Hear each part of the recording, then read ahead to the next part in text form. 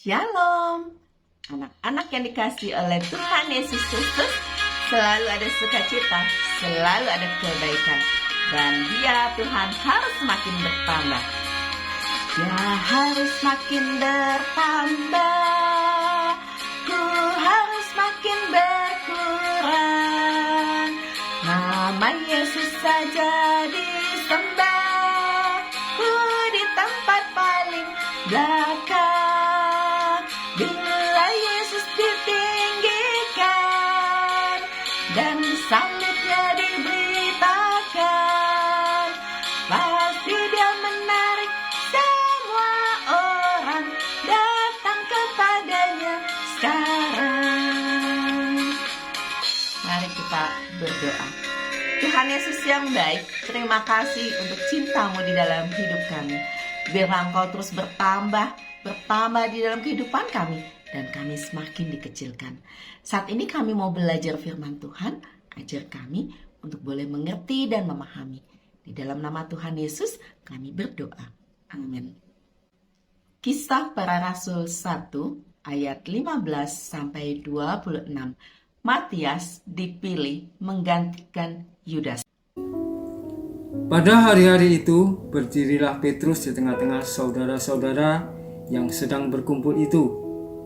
Kira-kira 120 orang banyaknya, lalu berkata, "Hai saudara-saudara, haruslah genap nas kitab suci yang disampaikan Roh Kudus dengan perantaraan Daud tentang Yudas, pemimpin orang-orang yang menangkap Yesus itu. Dahulu ia termasuk bilangan kami dan mengambil bagian di dalam pelayanan ini. Yudas ini telah membeli sebidang tanah dengan upah kejahatannya, lalu ia jatuh tertelungkup dan perutnya terbelah, sehingga semua isi perutnya tertumpah keluar. Hal itu diketahui oleh semua penduduk Yerusalem, sehingga tanah itu mereka sebut dalam bahasa mereka sendiri Hakal Dama, artinya tanah darah. Sebab ada tertulis dalam kitab Mazmur, biarlah perkemahannya menjadi sunyi, dan biarlah tidak ada penghuni di dalamnya, dan biarlah jabatannya diambil orang lain.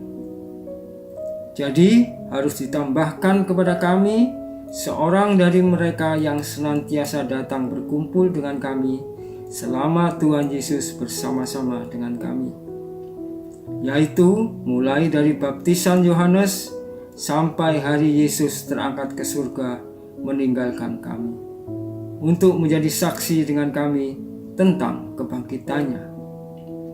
Lalu mereka mengusulkan 2 orang, Yusuf yang disebut Barsabas dan yang juga bernama Justus dan Matias. Mereka semua berdoa dan berkata, "Ya Tuhan, Engkaulah yang mengenal hati semua orang.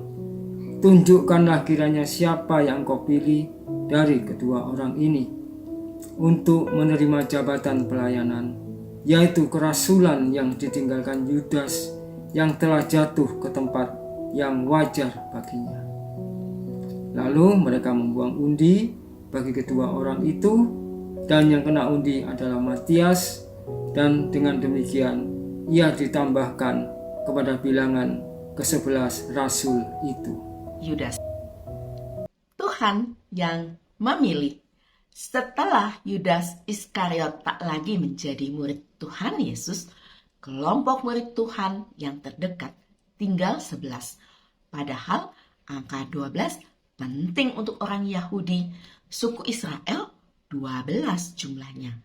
Apalagi kitab Mazmur menulis jabatan Yudas harus digantikan. Maka mereka mendapat 2 calon pengganti. Namun untuk memutuskan, mereka berdoa. Mereka meminta Tuhan sendiri yang memilih pengganti yang tepat. Inilah salah satu cara memutuskan sesuatu. Usahakan yang terbaik, lalu mintalah Tuhan memilihkan. Mari berdoa. Tuhan Yesus, ajar kami ketika apapun keputusan harus kami ambil, kami melibatkan Tuhan di dalam keputusan ini. Di dalam nama Tuhan Yesus, kami berdoa. Amin. Anak-anak yang dikasihi oleh Tuhan Yesus Kristus, tahukah kamu setelah Yudas Iskariot mati, jumlah para rasul tinggal 11 orang. Agar sesuai dengan jumlah suku di Israel, yaitu 12, maka mereka memilih pengganti Yudas Iskariot.